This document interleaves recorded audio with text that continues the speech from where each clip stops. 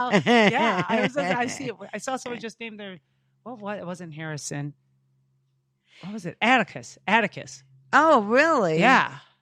Star Wars. Is that what that's from? Yeah. I'm going, what is Atticus? I know it's something. Okay, so Star Wars. Yeah, they named their son Atticus. That's a good name. Yeah. I'm not a Star Wars person, but yeah. But a very strong name. Yes. Yeah. My oldest son's name is Errol. It was an Errol Flynn? Mm-hmm. Really? So your parents were into like stars? No, my ex-husband just liked that name. Okay. Really? Errol. That's an odd. And he fits it perfectly. Really? I can't imagine him having any other name. It's really funny. And I wanted to name my youngest one Andrew. Yeah, I like Andrew. After my godfather. Yeah. And my ex wanted a third. So it was his name, the third. But that's okay. Yeah. It fits him. So it's fine. Why do men get first, seconds, and thirds, but women don't? I don't know. That's something. Yeah, and we would never even think to name our daughters after us. Right, and you wouldn't say, well, this is so-and-so the second and so-and-so the third. It's a guy thing. It's a male thing. This is Deborah Jr. Yeah. This is Deborah the third. Yeah. Deborah the fourth now has been here. My great-great-grandmother, Deborah the first. Yeah. Yeah, exactly. Like I said, I'm just so sensitive to all these men. And I'm like, why did they get the first, second, and third? I never even thought. Yeah. And it made me kind of mad that I was the one that birthed the baby and they were the ones naming it. Yeah.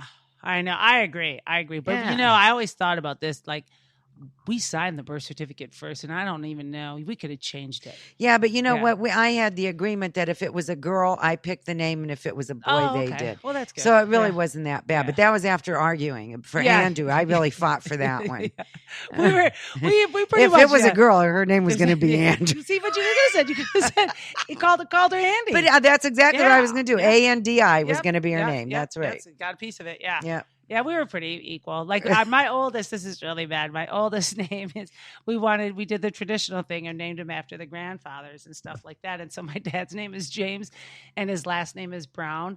We never thought of the singer at all. I mean, both of us really like music. Yeah. I feel good. Yes, exactly. We never thought about it.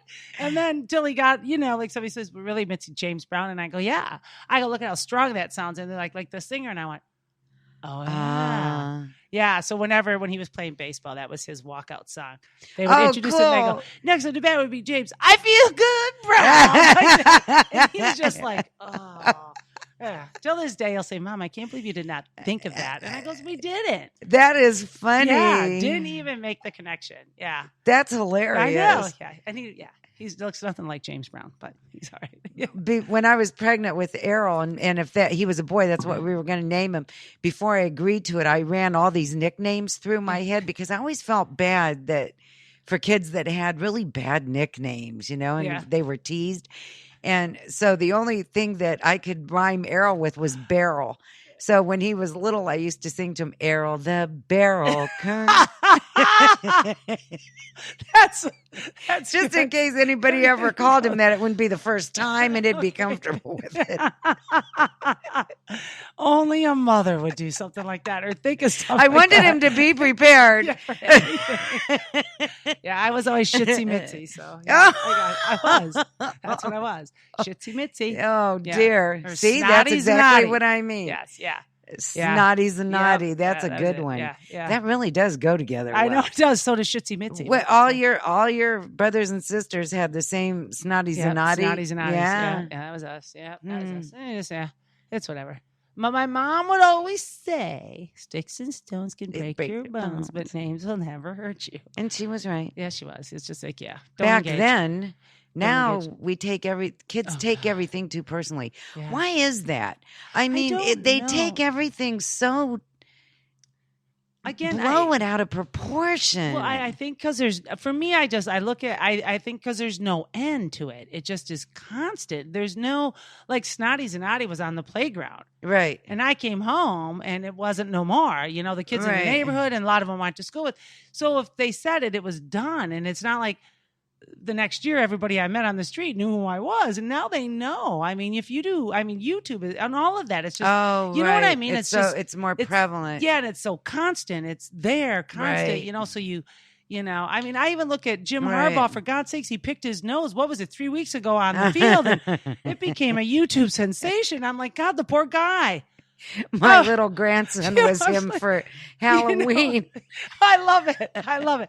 But you just think about it. I mean, like, really, it's just, a big deal. Yeah, that's true. But I just, and I mean, if you get wrapped up into it, and think about, I know how crazy I was as a kid. Like, you wanted to be liked and fit in, and it just never ended. Right. I don't know I don't want to keep blaming social media, but like I said, I don't think kids get a break. As parents, we really have to make them stronger. Yeah, we have to start younger, letting them make choices, and let them know it's just it's life can suck, and people are mean. Yep, people can be mean. That doesn't mean you have to be like that. And it doesn't mean you have to let it get to you. Yep, and it's tough. It's tough. It's not a real. It's not a perfect world, and you just wear a thick skin. Right. Come home and it's different. You right. know? Yeah. Then you can let your guard down. That's your safe haven. Right. Yeah, I remember what my one of my kids, I have 4, wanted to was in the public school system and wanted to go parochial and through the middle school. And it was hellish for her, just a bad year and a half, and I mean, she literally was begging for us to, and I goes, no, it's not how you roll. No, I'm here. We'll work through this together. But no, I goes, no, you can't run from stuff like that. Yeah, people are cruel, people are mean, but you'll find your people. Right. That's absolutely you know what right, I mean? right. Don't give up. And I mean, and she's successful now and everything, but we still talk about it. And is she mad that you made her hang in there? No, not at all. But it's just, it just was like, yeah, I know it sucks. Yeah, but we'll get through it. We wouldn't do it. No, you can't run. And no, you're not always a winner. You do lose some things. Yeah. Yep. Sucks to lose. Right. But if you want to win, what do you want to get better? Right. It's not the school's fault. It's not this person. It's I don't know. I don't know. I know my mom used to say it to me going, God, honey, I'm glad I'm not raising kids when I was raising kids. So now I'm here going, oh, I'm glad I'm not raising kids when other people are. Just the pressure. And there's a thing out there, a study out there now. They say if your kids are bored, they're going to be healthier. If your kids are bored, if they learn how to deal with being bored, they'll be healthier. They learn how to deal with being, I agree with that. Yeah, because we've done a society where they need to be busy, and oh my God, don't let a still mind is thinking like, don't let it be still. Like you got to keep them active, right. engaging, and that, and they have to be in all this organized play. And I'm kind of glad like we couldn't afford all that stuff when my kids were little. I think I would have bought into it. You know what I mean? Because you want your kids to have more. Right. Like if we could have afforded all the football camps or basketball camps or music lessons and all of that. I know I would have. But being we couldn't afford it, they just, we had to make do. Right. When it's, and they think differently about it. And if you would have had them do all that stuff, they would be very different people. I think so. I know they would appreciate it, but I think I do. But they would have been different, and they might have taken more things for granted. Yeah. When I was growing up, my father used to get a month off during the summer, and we would go on the best vacations. Okay. And my cousins used to fight who was going to go with us because we had so much fun. And I wanted that was my dream to be able to do that for my kids. And I was a single mom. Right. Working my butt off. And the summertime was my busiest time. I couldn't do it. But we'd go for a weekend here and there. Or I'd take off work early and go to the pool for the rest of the day. Or they'd get to spend some time with my mom, and my cousins during the summer. And one time they were both up here visiting. And we got kind of drunk, and I said to them, "I'm so sorry that I didn't get to take you places and do things with you when you." And they both looked at me like I was out of my mind. How cool! And they said, "Mom, we had really good summers." And I said, "You did?"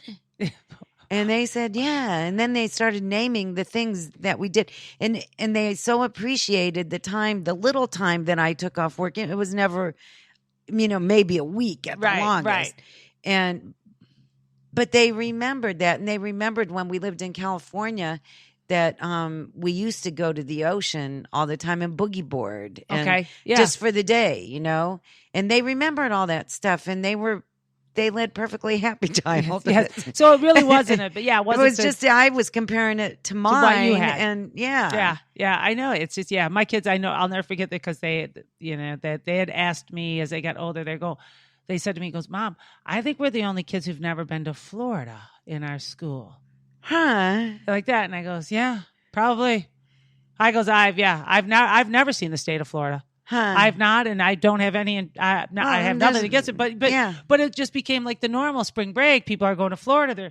We didn't do that, and I goes, no, we didn't, no. And I'm like, but if you want to go, it's where it's at, right? And it's not going anywhere. No, they have no interest, but they were like of so much that they grew up. Isn't that and something? how and you think everybody goes somewhere, right? And like that. They go, well, how come we didn't ever go on spring break? I goes, because we didn't.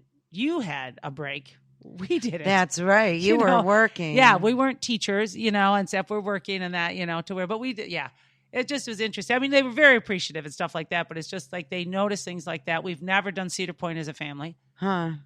And Cedar Point was my backyard. So yeah. So that's what I mean. But I says we did like other things. That's why they do. They laugh because our big we had a backyard pool, so that was a neighborhood pool. Well, that's fine. Exactly. Yeah. And they have all these memories. See from that, and that's what But it is. It's just interesting how your kids see it, and when you wanted to do more. But I know I would have if we could have.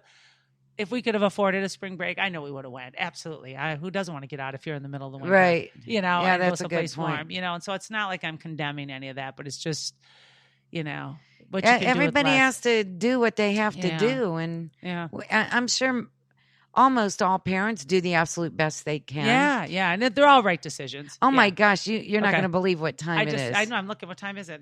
She hasn't done her clock and it's killing me. It says 10 after 9 and I goes, it's not that late. It's 8:11. Oh, the polls are closed. Okay. Yippee, we're going to take a little commercials. Break. Yay. Oh, that is the best part, isn't it? Yes. Hey, we're going to take a little break and check out the, some of the results. And when we come back, we'll talk about that a little bit and then we'll call it a night.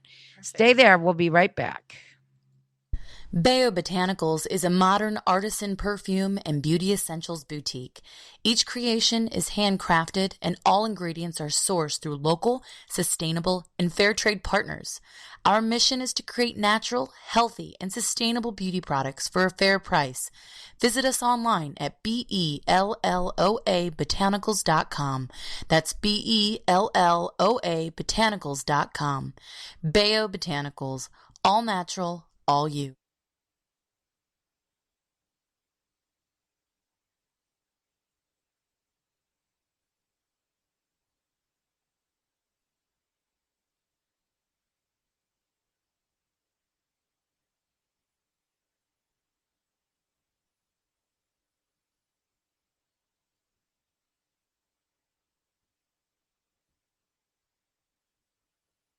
Base Camp is Bay City's best choice in fitness. Visit us at 515 Adams Street in downtown Bay City. Look for the red awnings between the one-ways behind historic Larson Salvage.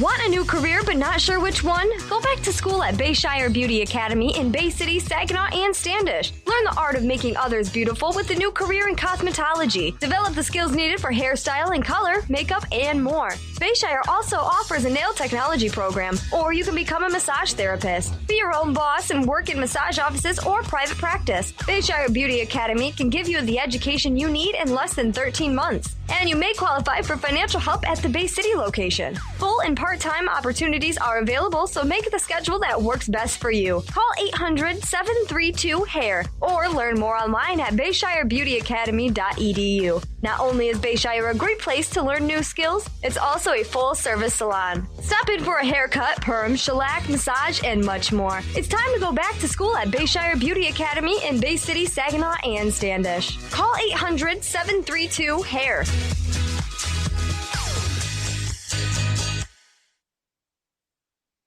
The Medicare annual election period is here.